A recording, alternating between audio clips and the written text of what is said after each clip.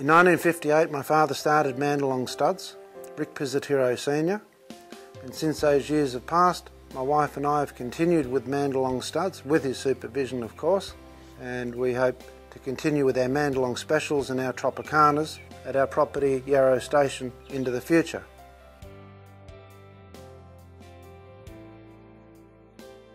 We're 1 hour north of Dubbo, which puts us in the central part of New South Wales. The climate ranges from, in summer, from 45 with a maximum we had 2 years ago of 52 degrees Celsius. Our minimum temperatures would be between -5, -6. That's only for a very, very short time. But generally we're probably around that 10 to 15 degree minimum. This country is very, very sandy country. Through summer, generally it almost looks like a desert. But once we get some rain, the lucerne flourishes and we're able to background our cattle without using high protein feeds, grains, which will do damage not only to fertility in some of the bulls, but also in joints with arthritis and so forth. So we find by running our cattle in a free range type situation, when they do go to work on other people's properties, under those circumstances, they're ready for it. Generally we aim our cattle to the north of Australia in the harsher type climatic conditions, where you've got the hot temperature, where cattle need to walk for long areas to get water. They've got to graze over very, very large areas, where that's more suited to both the Mandalong Specials and the Tropicanas. The Tropicana is particularly good in the higher areas where there's tick resistance is required, but both breeds handle that harsh climate particularly well. We've also been able to put cattle and sign a contract for the next 10 years with the Mandalong Specials to go into Russia, where the climatic condition will drop down to -40 degrees centigrade.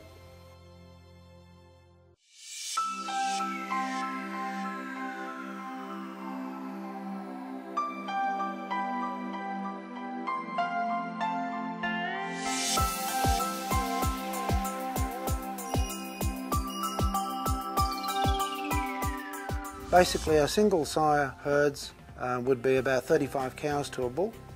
We find by doing this we have total control. We check the cattle every day. We double check our females for temperament. That's very, very important, because if a cow has any attitude whatsoever, we haven't got the ability to produce a calf that will produce a carcass, and that's our primary job. Well, when we're selecting a female, we look for a female that is structurally correct, got a leg in each corner, they're not sickle hocked, they're not too straight in the back end, they've got a well-placed udder, because the cow's basic job is to produce milk, produce a calf, raise that calf, and then have the ability also to look after and maintain her own body weight. So that high fertility in a female, the maternal instinct, is the main thing that we aim for. The calves are very small birth weight, very sleek calves, they calve easily. We find generally that the calves within an hour of being born are up and around, chasing their mothers. Yeah, so they're very, very strong calves. That also covers the harsh environment in which the cattle go to. They have to be able to get up and go pretty much straight away.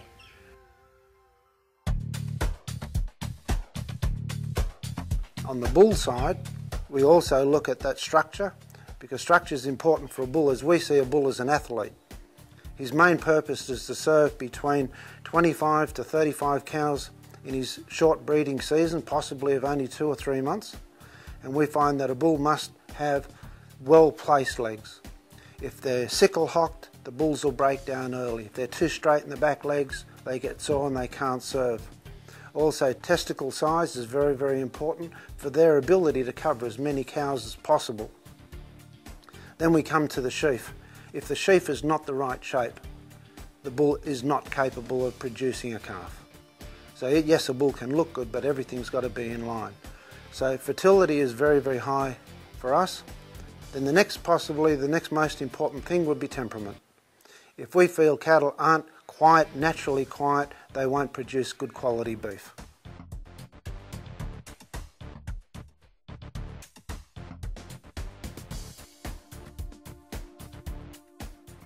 The Tropicana bull is a very agile bull, very capable of walking 20-30 k's for water, and that's very, very important, particularly way up north. What we find exactly the same thing in the low temperature area. Because the countryside is covered nice in snow, yes, they can eat the snow, the water's not the main problem, but they have to be able to forage.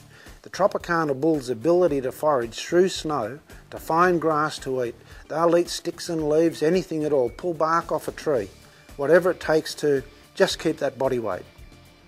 We also find that the Tropicana cow has the ability to do exactly the same thing and rear a calf. The most important thing that we have is, yes, you've got to have a calf, but we still have to have a cow at the end of it. So if she can't maintain that body weight, she won't recycle, go back in calf for the next one. And we find that the Tropicana male and female are so resilient in these very, very tough climatic conditions, and based with high fertility and a strong structure, that reproduction second to none. Most of our bulls are used in crossbreeding. We try to sell our bulls around 2 years of age, so they're mature enough and set that we can firstly judge the bull to be a bull. We can semen test the bull before they leave the property, so we're actually selling bulls, stud bulls, breeding bulls to people, not steers. Somebody buys a bull from us, they know that that bull is going and he's going to go straight to work. All our weaners are yard weaned for a week, make sure they're settled. We work all our stock with both motorbikes, with four-wheelers, occasionally with a ute if necessary in the really wet periods, but also horses.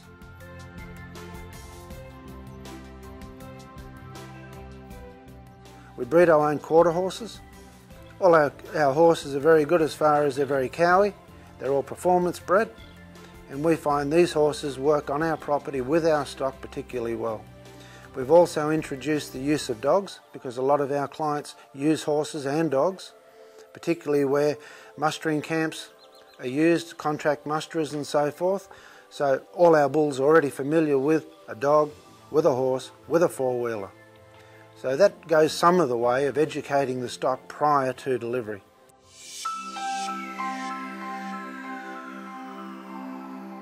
We sell steers from 120 kilo carcass weight right through to big heavyweight steers. Basically that depends not on the cattle as much as the herbage that's available for them to consume to be able to grow, put on that meat and fat cover, which both the Mandalong and Tropicanas do exceedingly well. As a carcass, the steers have been able to return up to 62.5% yield. We've done that in major competitions with carcasses, with steers. And also for our local trade, our local butcher, for an example, we put steers into the local butcher to test a bull, his ability to produce high quality beef before he actually enters into our breeding program within our own stud. We've found that the meat colour, the texture, the eating ability, the fat colour, all these attributes are very, very important to be able to hang a carcass under refrigeration and then have a high quality steak.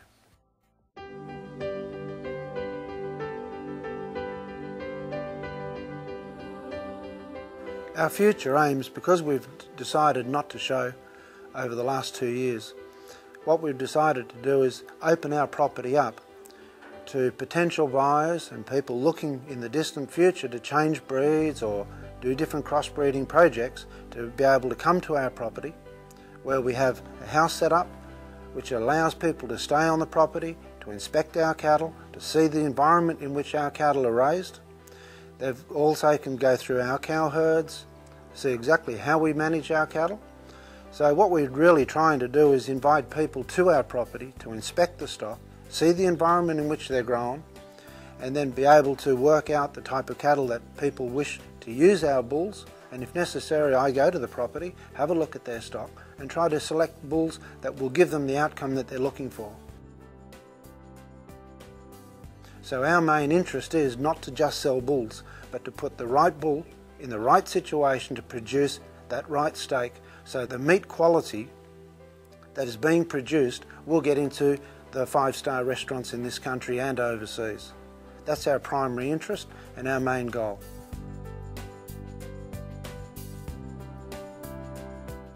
Well, here at Yarra Station, we'd like to extend an invitation from both myself and my wife and our staff to anybody who would like to inspect our property, inspect our stock, and possibly be able to do some business in the future.